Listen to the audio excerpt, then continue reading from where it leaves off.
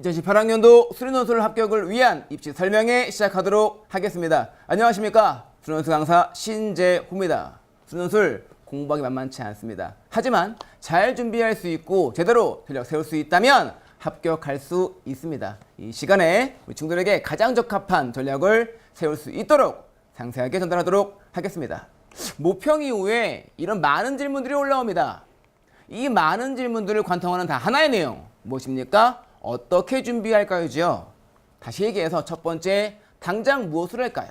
두 번째, 어떻게 공부를 할까요? 세 번째, 어떻게 마무리할 까요? 이런 내용들입니다.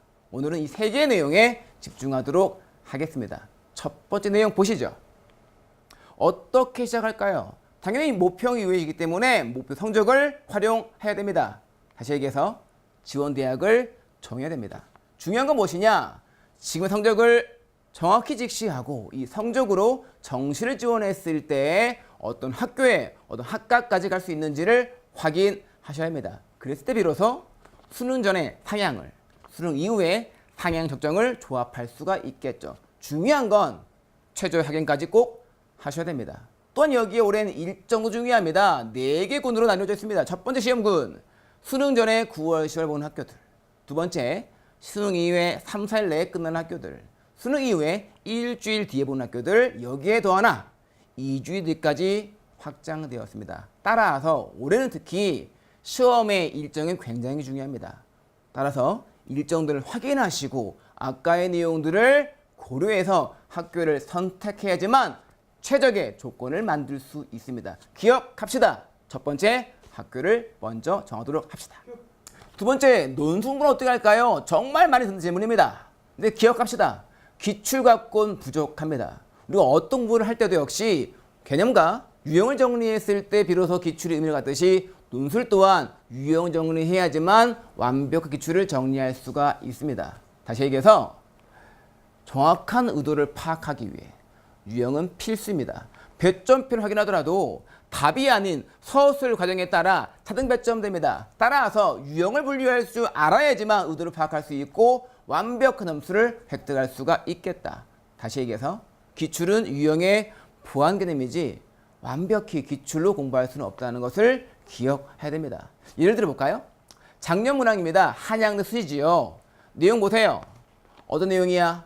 그렇지. 미적분학 기본용리 1이죠. 이런 내용들이 주어지면 뭐가 떠오릅니까? 당연히 fx가 연속미가합니다. 그럼 어떤 조건인 거야? 당연히 연결되어지는 거죠. 평균값 정리에 연결되어집니다. 다시 얘기해서 이런 내용의 세팅은요, 유형이 평균값 정리인 거야. 논제를 볼까요?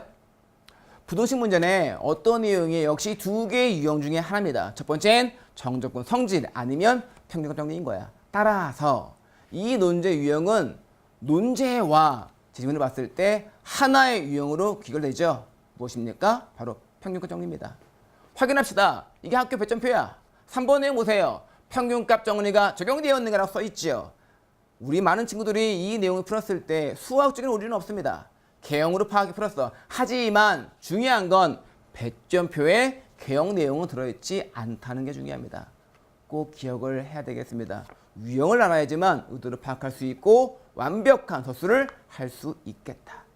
네, 세 번째, 마지막 준비는 어떻게 할까요? 남은 건 신전 경험이야. 따라서 모의 일정을 확인해야 됩니다. 현재 3개 대학이 시험을 봤고요. 모평 이후에 남은 대학이 23개 대학입니다. 왜냐하면 5개 대학은 논술이 없습니다. 따라서 남은 5개 대학들은요, 작년 문제를 통해서 유형들을 파악하시고요. 남은 대학들 중에 내가 6개 대학을 지원할지라도 전부 다 볼 필요가 없습니다. 왜냐하면 문제, 모의 문항은요, 난이도와 완성도의 차이가 있기 때문에 모의 문항을 공부를 하진 않고요. 교양만 파악합니다. 따라서 6개 대학 중에 2개 대학만 확인하시고 나머지의 대학들은 시험전에만 교양만 파악하시면 되겠습니다. 이렇게 준비했을 때 완벽한 준비를 할 수가 있게 되어집니다. 남은 건 이제 변화들을 잘 참고해 주셔야겠죠. 첫 번째, 연대 변화가 어떤 게 있을까요? 작년까지는 수능 전에 봤던 시험이 올해부터 수능 후에 보게 됩니다. 굉장히 중요하죠. 왜? 인원수가 증가할 거야. 보는 인원들이. 근데 거기에 최저가 역시 변화가 있습니다. 어떤 겁니까? 영어가 자격 조건으로 완화가 되었고요. 영어를 제외한 국어, 영어 수학, 그리고 과학 1, 과학 2, 네 과목의 합이 8로 유지가 되었습니다. 하지만 영어가 빠진 거에 대해서 큰 차이가 있을 겁니다. 논술 인원 역시 증가되었죠. 작년보다 대략 100명 정도가 증원되었기 때문에 아마도 아까 얘기했듯이 논술고사에 보는 인원수가 증가할지라도 경쟁률은 유지될 것 같다. 참고로 또 하나, 모의 문항이 없기 때문에 작년 문제를 보고 파악했을 때 올해 역시 수학 3개, 과학 1개로 예상해 볼 수 있겠다. 두 번째 성대입니다. 성대 문항은 어떤 특징이 있었습니까? 과학이 굉장히 큰 비중을 차지했죠. 물 1, 2, 화학 1, 2, 생 1, 2의 2개 택대학에서 올해부터는 물리 1, 화학 1, 생명과학 1 중에 1개 택입니다. 따라서 과학 비중이 적어졌기 때문에 무엇이 수학 비중이 커질 수 있겠다는 걸 꼭 기억을 해야 되겠죠. 세 번째, 서강대학교 국수영탐 한 과목이네요. 세계 등급이 2등급 이내입니다.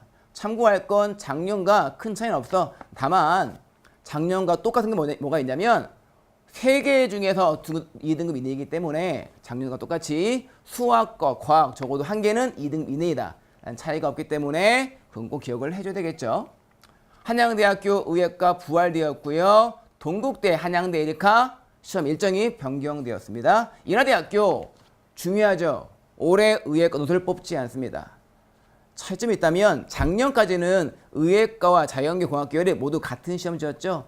문제가 쉽지 않았습니다. 하지만 올해 의대가 빠지면서 문항이 좀 쉬워질 수 있겠다. 또 하나, 올해 확통이 나오지 않을 것으로 예상되어집니다. 이 모든 내용들 잘 기억하시고 계획을 세워야 되겠습니다. 우리가 처음에 얘기했듯이 전략을 제대로 세울 수 있어야지만 합격할 수 있습니다.